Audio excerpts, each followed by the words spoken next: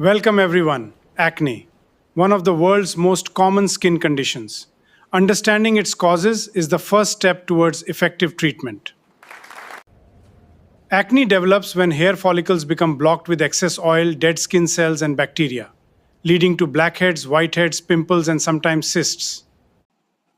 The major causes include hormonal changes, excess sebum production, clogged pores, bacteria, genetics, and certain medications. Many believe acne is caused by dirty skin. That's a myth. Overwashing can actually irritate the skin and make acne worse. Stress, lack of sleep, oily cosmetics, friction from helmets or masks, and some high glycemic foods may worsen acne in certain people. Stress, lack of sleep, oily cosmetics, friction from helmets or masks, and some high glycemic foods may worsen acne in certain people.